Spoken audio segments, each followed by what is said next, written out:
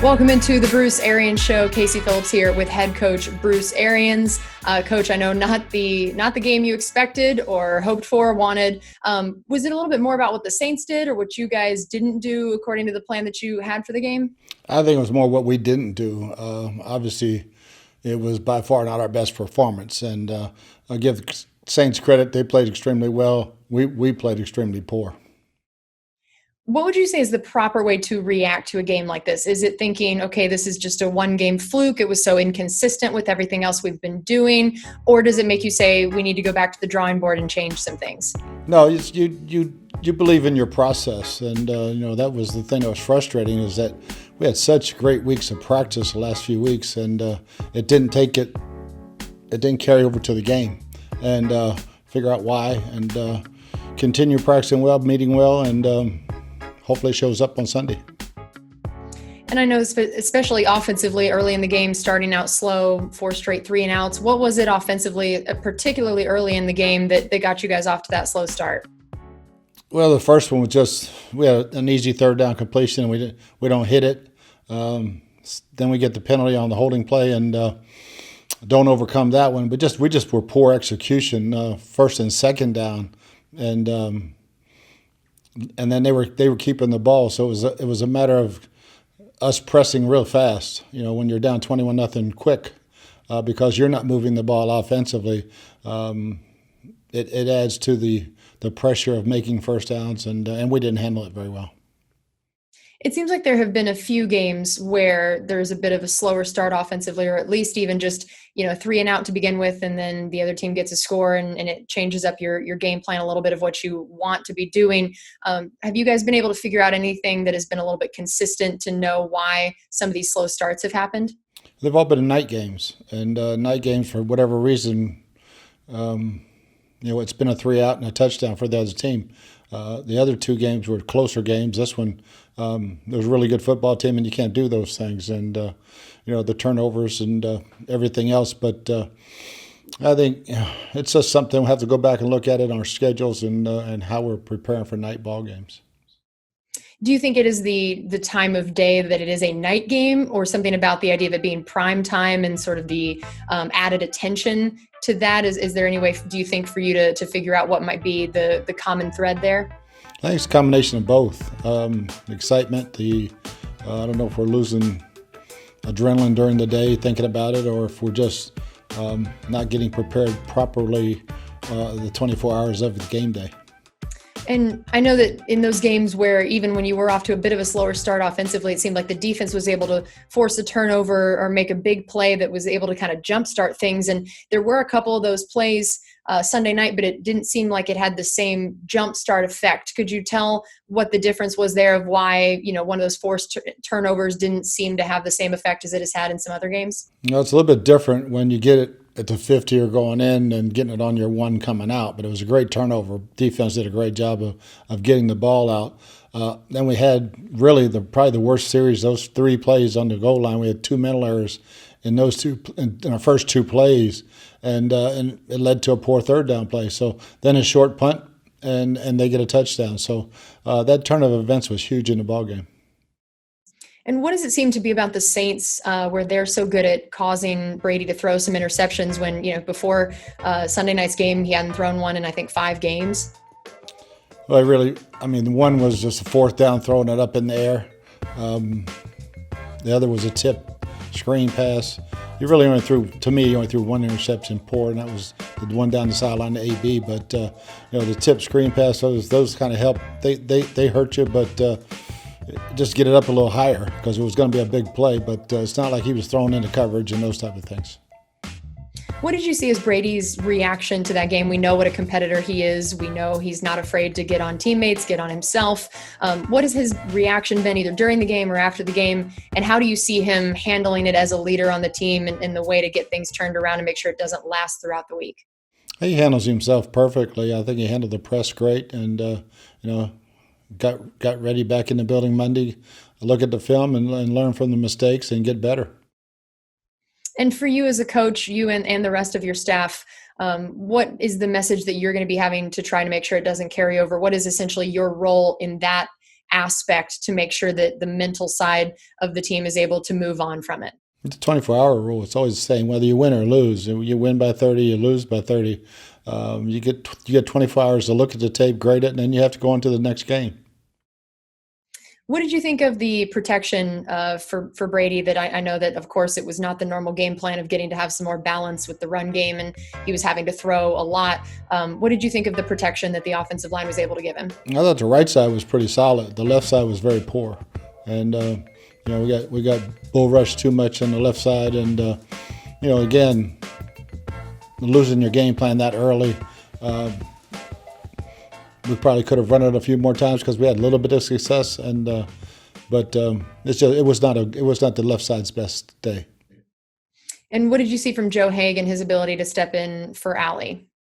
Joe, he was okay until then. Once it got to known passing situations, he struggled a little bit. And, we mentioned the idea of not getting the run game going as much, but I know that Rojo and Leonard Fournette, combined for 9 catches, which was more than any other 2 guys combined. What was working in terms of getting them involved in the pass game, and what was kind of the motivation behind using them in that way once the run game was taken away a bit? It's just check downs. I mean, they were the third, fourth options. They were sinking deep zones and just told to the backs to make plays. And take us through Shaq's sack fumble and that play and what worked for him on that. Yeah, I mean, he's been close last 3 or 4 ball games, and beat his guy clean, got the hand on the quarterback's arm. This time it wasn't a forward pass, it was a fumble. Mike did a great job, Edwards, of picking it up and running with it. And then offensively, we just fizzled at the 1-yard line. Mike Edwards must just have, I don't know, like a deal with the devil or something, that he is always the beneficiary of a lot of these big plays and just around the ball, whether it's somebody else tipping and he gets an interception or getting interceptions himself, recovering this fumble. I mean, are these things coincidences, or is he just been doing such a good job of getting himself in the right position? Oh, Mike's a ball hawk. He's always around the football. And you guys are second in the league right now in sacks with that one from Shaq. And what has just been working so well in that area of the game? But then also, why is Breeze maybe a little bit harder to get down in that area? Well, yeah, the Shaq and JPP have been getting great pressure, and so has Devin and Levante inside. They throw the ball quick, although, we got him off his spot a few times, but Drew was really good at moving in the pocket this game and still being accurate down the field. We got him off the spot, but he was still hitting guys. He played a great game. All right. Well, that is our first segment here on the Bruce Arians Show, but we still have plenty more coming up, looking at this Saints game and looking ahead to the other division matchup coming up against the Panthers. We'll be right back.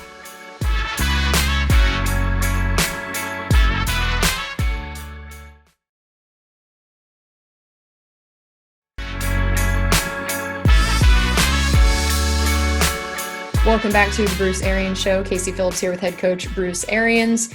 Jordan Whitehead had his first career forced fumble. Take us through that play and what went well for him and overall just his play in recent games.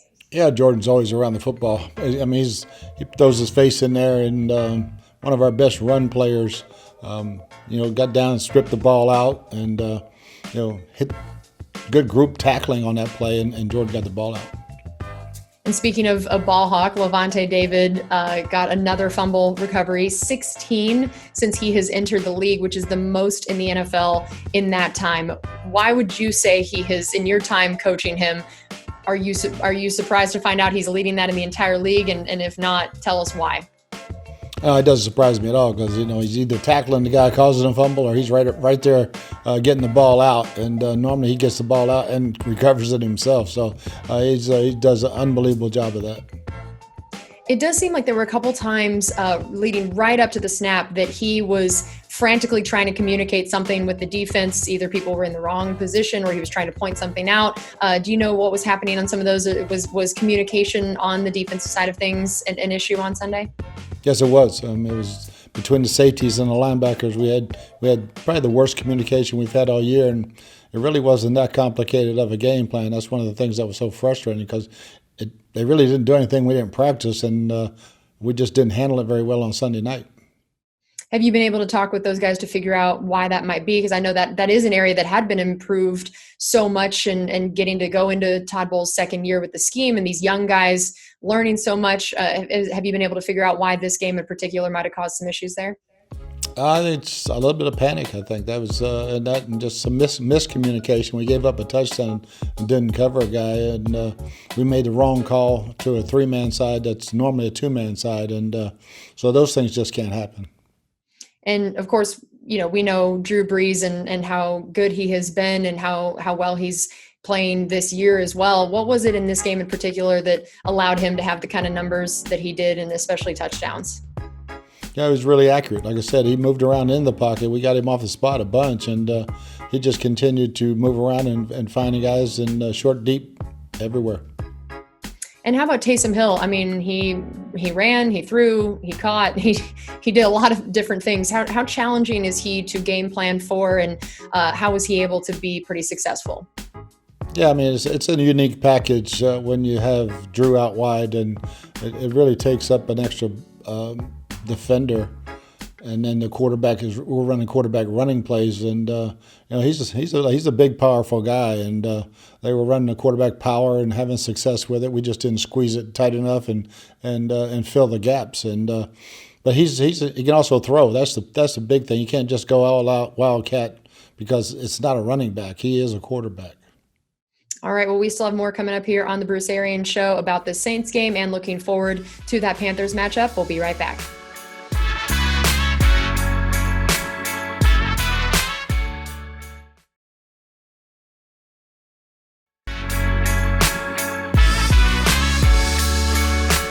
Welcome back into the Bruce Arians Show. Casey Phillips here with head coach Bruce Arians. Alvin Kamara, we know, always a challenge. You had, leading up to the game, talked about how you felt like he was an even more talented version of Marshall Faulk in some ways. How did you feel like your guys were able to contain him and hold him in that game? Yeah, I think we did another really good job. We missed a gap on the one run. He got like 17 yards. Other than that, he was contained pretty good all night.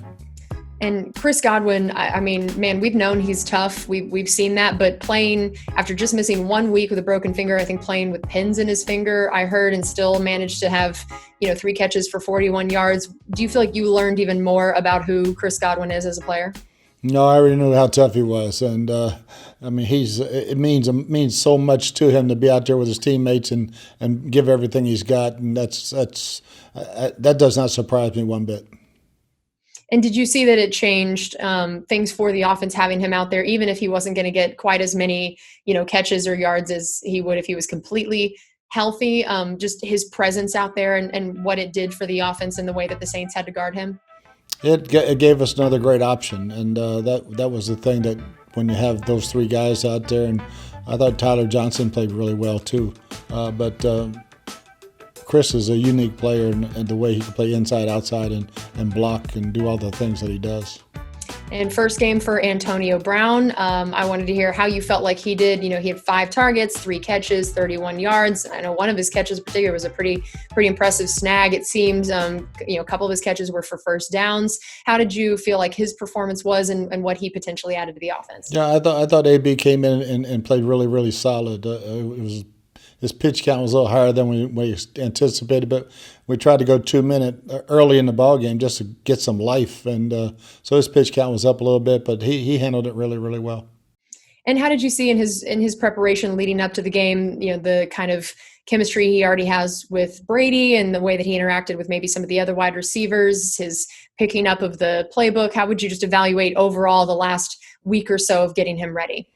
Yeah, he did everything he needed to do to play well in that ball game, and the guys embraced him. They all helped him, and nobody works any harder than him on the practice field, so that was easy. Do you think that maybe this next week he could have an even higher pitch count, as you sort of referred to it, that now that he's got a game under his belt in another week, do you see that it could already be an expanded role a little bit? We'll see. I don't really hope. I'm hoping that we're not throwing the ball that much this next week. So hopefully his pitch count goes down. But we'll see how it plays out. And it seemed like there were some misconnections with Gronk and just not able to really get him the ball in some of those same situations, maybe overthrown once or twice. What was going on with him and why he and Brady weren't able to connect a little bit more in that game? It's just where they were playing it. I mean, we don't design plays for anybody. You come out, you read your coverages, and you deliver the football. But the big one was the drop in the end zone. I thought he'd make that catch for sure. and he had another couple go off his fingertips. But just one of those ball games. Yeah, those missed opportunities in the end zone, that was part of that goal-to-go situation that broke the streak of 22 straight touchdowns there. What was the particular struggle in that drive to break that streak, and why that goal-to-go situation seemed to be a little bit different?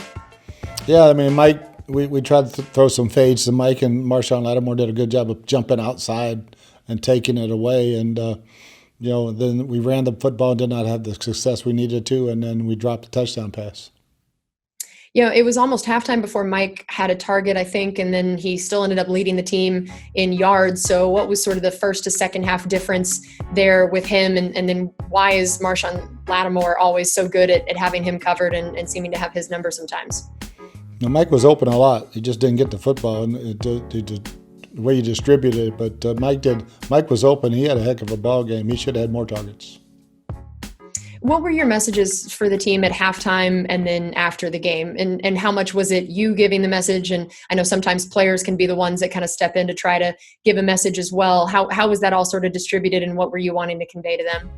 They just had something good happen, and we did, and we didn't convert. I think, we got the fumble, we run it down there, we get a first and goal at the 1. I think if we get the touchdown right there, it's a different ball game. And I think the wind just came totally out of the sails when we don't score that touchdown. And speaking of wind, it was very windy and swirling and kind of gusting at times, a light rain throughout the game. When you're having to throw so much, did it seem like that was a factor in some of the maybe misconnections with some of the guys or missed opportunities? I don't think so. It's been really, really windy every home game this year. So it actually wasn't as windy as it was the last time we were at home. All right, well, we still have one more segment coming up here on the Bruce Arians Show. We're going to get into that upcoming game against a seemingly improved Carolina Panthers team from that first matchup, so don't go anywhere.